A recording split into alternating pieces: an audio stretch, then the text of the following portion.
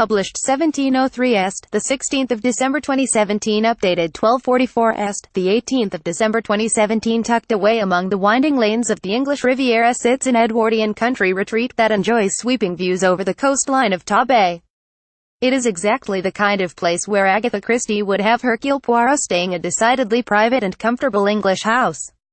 There are echoes of the past throughout the property, now a familyrun hotel, with its grand fireplaces and classic HMV gramophone in one corner, poised to crackle and hiss into life with some tune of yesteryear.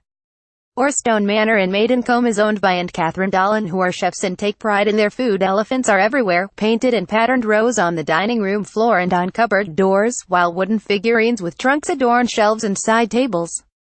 Poirot would gaze with approval at the antique furniture, a mahogany dressing table set in the bay window of our bedroom, a wardrobe with Art Deco curves in one corner. No modern fitted furniture here, this is luxury redolent of a bygone era. But Orstone Manor, in Maidencombe, does have some modern touches, including a spanking new bar and cleverly designed rooms in the split-level coach house with private balconies, hot tubs and chic contemporary decor. Co-owners Neil and Catherine Dolan are chefs, and their influence can be seen in everything. Food is a passion, with vegetables and eggs and game sourced locally wherever possible. A lady in the village makes the sourdough bread. The fish is from Trevor, and another local character who freedives for scallops. The staff are never sure what's going to arrive on delivery day, as it depends on what's been caught. Cream of Devon, Salcombe Harbour, which is at the heart of the English Riviera. We dined on Brixham crab martini with avocado, mango ice and poppy seed straw and seared Torbay scallops to start, followed by turbot and half a Torbay lobster. Then came sticky toffee pudding and chocolate fondant with local salted caramel ice cream. Action was needed to counteract the calorie intake, so we took a stroll down to Maidencombe Beach with its striking red sand, and were rewarded by the sight of 2 seals out for an evening swim. Do not miss afternoon tea on the terrace while taking in the sea air and stunning clifftop views. Warm, homemade scones as light as air were served with clotted cream, fresh strawberries and jam. Miss Marple, as much as Poirot, would have approved. And this, of course, is very much Christie territory. Agatha Christie's summer home, Greenway, now run by the National Trust, is in nearby Ditcham and offers a fascinating insight into the life of the author, with everything left as it was when the family lived there. There's the picture of the dog that inspired Dumb Witness, and the battery and boathouse that feature in Dead Man's Folly. Just along the River Dart from Greenway is Sharpham Vineyard, a farm making award-winning wine and cheeses. The views from Sharpham alone are breathtaking, and they offer tasting sessions and tours of one of the country's prettiest vineyards. If you prefer somewhere a little livelier, a few miles south along the coast is the charming seaside town of Salcombe, wedged into the steep slopes of the Kingsbridge estuary. Picture postcard buildings in pastel shades line the narrow, twisting streets, but Salcombe is no sleepy English seaside town.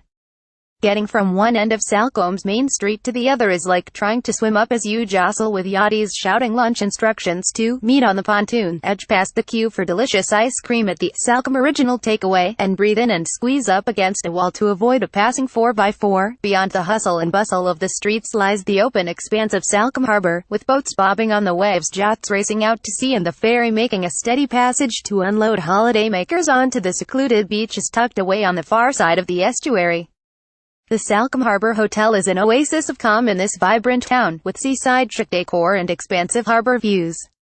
It has bedrooms with balconies so close to the sea you could almost skim stones, and beds to sink into with crisp linen sheets.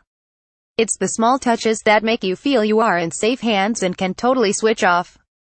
There is a generous supply of gin and port in elegant glass decanters to welcome you to your room, and every evening a delivery of ice with slices of lemon and lime. There are white company toiletries in the bathroom, glass jars of cotton wool and bottles of fresh milk, replenished daily, in the well-stocked minibar. To make the most of the views, a pair of binoculars had been tucked into a basket by the window with a cozy throw for those less than warm days by the sea. For complete relaxation, you can head down to the hotel spa. The ocean spa ritual, 2.5 hours of bliss that included a facial, massage and heavenly smelling scents, left me feeling positively zen-like. Just as Salcombe itself can be equally calming and chaotic, the hotel also has a happily bustling side. Large groups and families gather on the sofas in the lounge, and children are welcome without the stresses of keeping them seen and not heard. They have a cinema to keep them entertained, with a popcorn dispenser to add to the experience. The restaurant was alive with a wide variety of people. Large, laughing yacht parties rubbed shoulders with families recounting their day on the beach and couples enjoying an intimate dinner at a table with an estuary view. Somehow it all worked, without anyone intruding on the others. We had the prawn tempura and white-baked Devon pork and impressive crab salad, finished off with a crunchy peanut butter parfait. Whether your ideal is a sleepy seaside getaway with echoes of a bygone era worthy of an Agatha Christie novel or the fast-paced vibrancy of a harbor town, the English Riviera has much to offer.